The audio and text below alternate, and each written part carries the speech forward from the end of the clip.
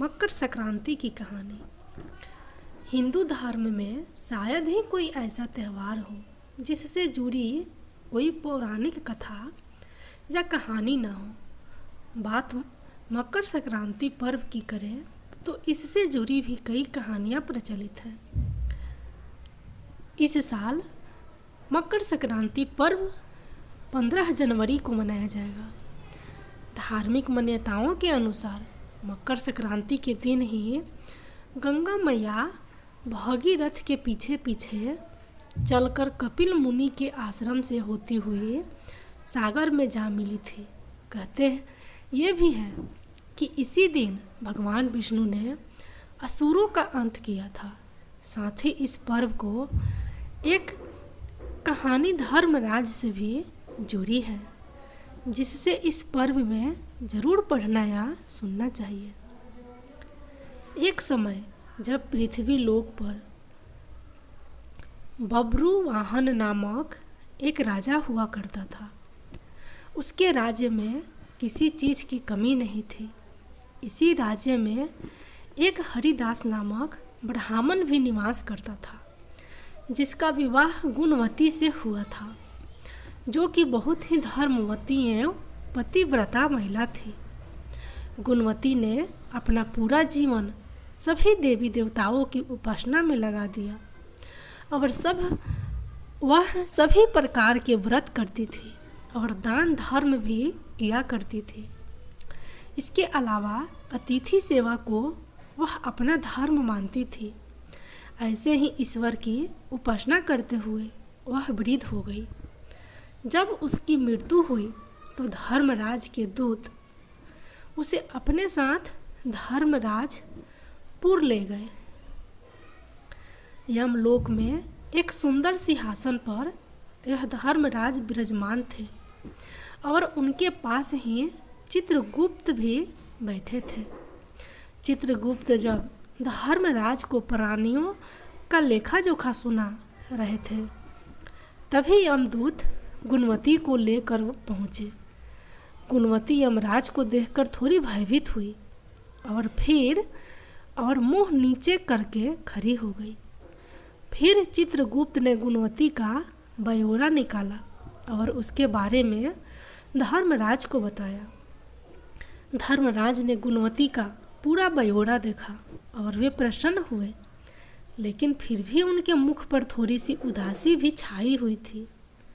यह देखकर गुणवती ने पूछा, हे प्रभु, मैंने तो अपने जीवन काल में सारे सत्कर्म ही किए, फिर भी आपके मुख पर उदासी छाई है। इसका कारण क्या है? प्रभु, मुझसे क्या भूल हुई है? धर्मराज ने कहा, हे देवी, तुमने सभी देवी देवताओं के व्रत किए हैं, उपासना की है, लेकिन कभी भी तुमने मेरे नाम से कुछ पूजा पाठ या दान नहीं किया। धर्मराज की बात सुनते ही गुणवती क्षमा याचना करने लगी और कहने लगी, हे प्रभु, मुझे आपकी उपासना के बारे में कुछ पता नहीं है। कृपया करके मुझे ऐसा उपाय बताइए प्रभु, जिससे सभी मनुष्य आपकी कृपा के पात्र बन सके। मैं आपके मुख से आपकी भक्ति का मार्ग सुनना चाहती हूँ और मेरी कामना है कि मृत्यु लोक पर वापस जाकर मैं आपकी भक्ति करूं और सभी लोगों को इस बारे में बताऊं। धर्मराज ने बताया, जिस दिन सूर्यदेव उत्तरायण में प्रवेश करते हैं, यानी मकर संक्रांति के दिन मेरी पूजा पाठ शुरू करनी चाहिए और उस दिन से लेकर पूरे 1 साल तक मेरी पूजा करते हुए ये कथा सुननी चाहिए। साथ ही मेरी पूजा करने वाले व्यक्ति को धर्म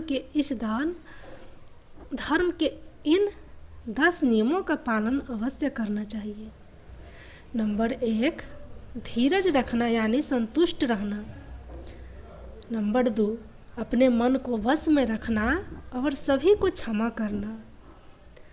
नंबर 3, मानसिक और शारीरिक शुद्धि का ध्यान रखना। नंबर 4, किसी प्रकार का दुष्कर्म नहीं करना। नंबर 5, अपनी इंद्रियों को वश में रखना। नंबर 6, बुरे विचारों को अपने मन में न लगाना। नंबर 7, पूजा पाठ और दान पुण्य करना। 8, व्रत करना और व्रत की कहानी सुनाना। व्रत की कहानी सुनना। 9, सच बोलना और सभी से अच्छा व सच्चा व्यवहार करना।